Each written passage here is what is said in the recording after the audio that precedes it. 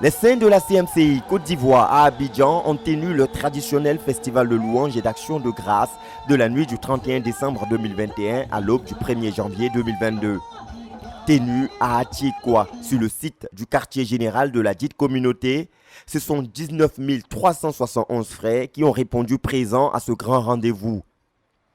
Une très forte mobilisation qui confirme l'urgent besoin du hall de 25 000 places que doit abriter ce site. Ce site, qui n'était qu'une vaste plantation d'EVA en janvier 2021, présente aujourd'hui des allures d'un centre-ville. Oui, nous ne sommes pas ici à Adjamé, centre-ville d'Abidjan, mais plutôt à Atiekwa, village situé à 17 km d'Abidjan. Les plus de 100 cars qui ont convergé sur le site ont transporté les 19 371 frères venus de tous les points des zones de la méga-église d'Abidjan, qui a clôturé l'année avec un effectif total de 20 751 disciples se réunissant dans 717 églises de maison. C'est donc près de 94% de tous les frères d'Abidjan qui se sont rendus sur le site d'Atiekwa pour cette grande rencontre. Ils n'ont visiblement pas voulu manquer cette occasion exceptionnelle de terminer l'année précédente et entamer la nouvelle année dans la présence de Dieu. Atiekwa accueillait ce jour son premier festival de louanges et d'action de grâce de fin d'année avec cette affluence record qui rappelle de manière concrète un détail de la prophétie du send-off du couple Meunier en Côte d'Ivoire, à savoir « J'ai un peuple nombreux dans cette nation, je vous envoie pour les rassembler. » Et aussi « Je vous donnerai un peuple au cœur bien disposé. » Oui, les saints ont traduit leur bonne disposition de cœur à l'occasion de ce rendez-vous où les 30 bâches et les 15 000 chaises prévues par le comité d'organisation ont été débordées de très loin. Mais sans se soucier d'être assis ou debout, les frères ont tenu coûte que coûte à répondre à cette convocation solennelle.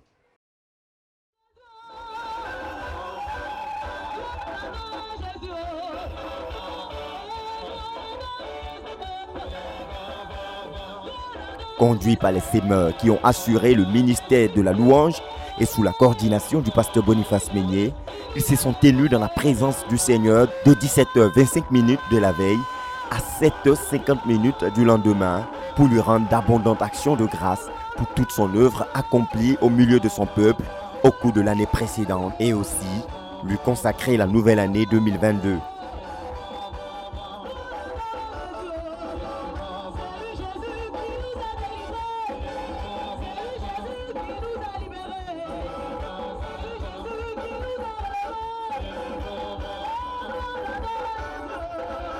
Nouvelle année, au cours de laquelle le Seigneur invite tous les saints à porter beaucoup de fruits et à développer l'amour fraternel. Dans Jean 15, In John 15, Jésus dit, Jesus says, ses disciples his disciples sont ceux qui portent beaucoup de fruits. are those who bear much fruit. Et ce sont ceux-là And it's those ones qui glorifient le Père. who glorify the Father. Retenez ça très bien. You should retain this carefully. Ceux qui glorifient Dieu Those who glorify God sont ceux qui portent beaucoup de fruits. are those who bear much fruit. Et étant donné que pour porter beaucoup de fruits, il faut être attaché au Seigneur, le pasteur Boniface Meunier met en lumière l'un des critères fondamentaux qui déterminent l'attachement effectif au Seigneur Jésus-Christ, c'est-à-dire l'amour fraternel. S'appuyant sur le passage de 1 Jean, le chapitre 3, du verset 14 à 24, il invite tous les frères à demeurer dans l'amour pour les frères. Il y a beaucoup de grandes doctrines, There are many great doctrines, de grandes stratégies. great strategies, Mais Jésus n'est pas dans ces choses-là. but Jesus is not in those Celui qui things. croit en lui The one who believes in him et qui aime ses frères, and loves his brethren c'est celui-là qu'il honore. is that one who honors him. Il dit, quel que soit ce que tu vas demander, He says, whatever you ask, si ton amour pour les frères est vrai, if your love for the brethren is true, Dieu va te donner. God will give it to you. Si tu veux, va essayer. If you want, try it. Si Dieu trouve un seul But if God finds only one qui veut le bonheur de ses frères, who wants the happiness of his brethren, qui peine who struggles, je te dis la vérité. I tell you the truth, Si tu te mets, if you go down on your knees si tu pries, and pray, Dieu va t'exaucer. God will answer you.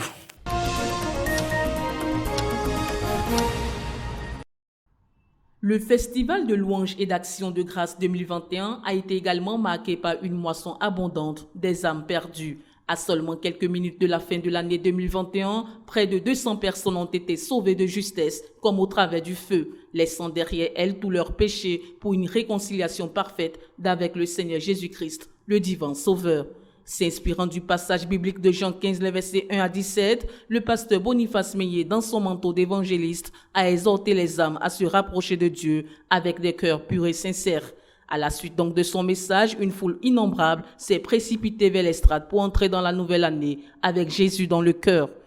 179 personnes sauvées au cours de cette nuit, un résultat prophétique qui vient certainement ouvrir les portes du salut des âmes tout au long de l'année 2022.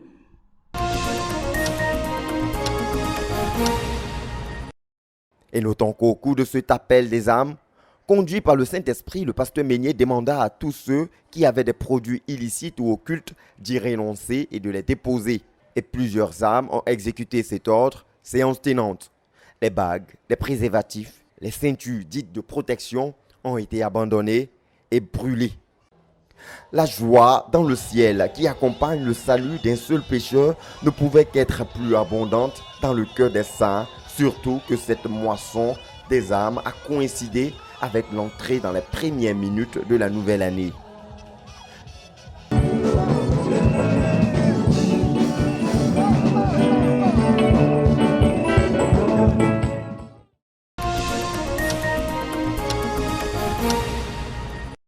Le traditionnel compte-rendu des anciens de l'église d'Abidjan a été aussi l'un des faits majeurs de cette nuit du 31.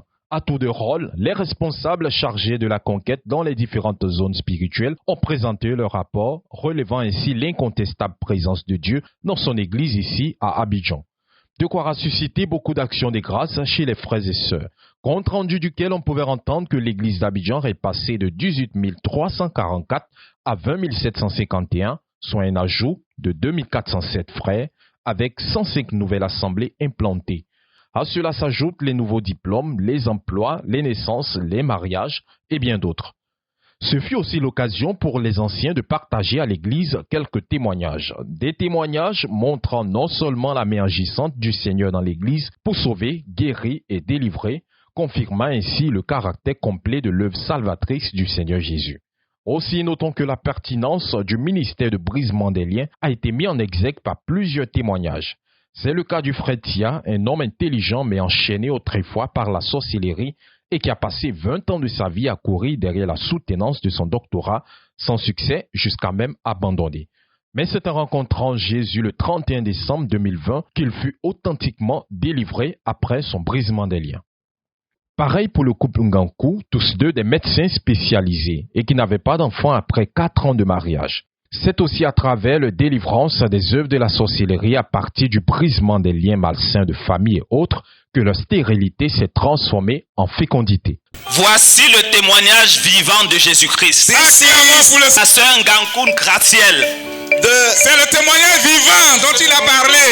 The living testimony is Sister Ngankou Gratiel. Plusieurs autres témoignages sur la délivrance, la guérison ont été aussi rendus, fortifiant ainsi la foi des saints. Il faut signifier que la nuit du 31 a été aussi marquée par un intense moment de prière, de guérison et de délivrance conduite par le pasteur Meignet, à l'issue de laquelle plusieurs guérisons miraculeuses ont été enregistrées. Le temps étant vraiment insuffisant pour écouter tous les témoignages, le pasteur Meignet a dû interrompre le fil des témoins à une 50aine de frères qui ont rendu témoignage de la guérison. Le Seigneur est à l'œuvre en Côte d'Ivoire et ses délivrances extraordinaires en témoignent. Les anciens, les pasteurs, les frères et sœurs réalisent davantage la présence du Seigneur dans son Église, de quoi être fortifiés pour poursuivre sans relâche la vision.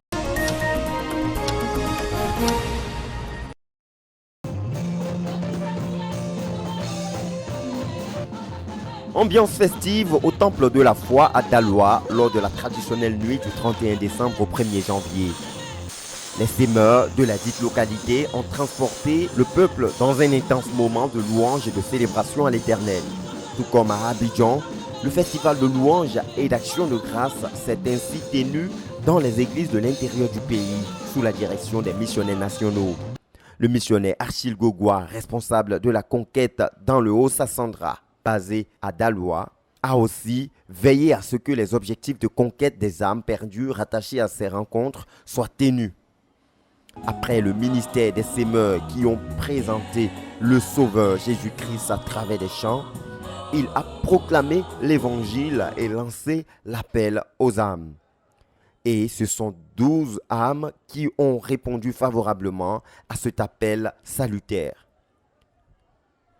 Cette nuit fut l'occasion pour les saints de l'église de San Pedro, au sud-ouest de la Côte d'Ivoire, de tenir leur première réunion à leur nouveau siège de rencontre assise au quartier Lac Sonoko. Près de 500 frères réunis en ce lieu ont été conduits par le missionnaire Emmanuel Kwao dans les actions de grâce, les témoignages, le ministère de la parole et les prières de bénédiction pour consacrer l'année 2022 au Seigneur. Notons que cette rencontre qui a enregistré le salut de cette âme a aussi été marquée par le ministère des sémeurs qui ont conduit la louange.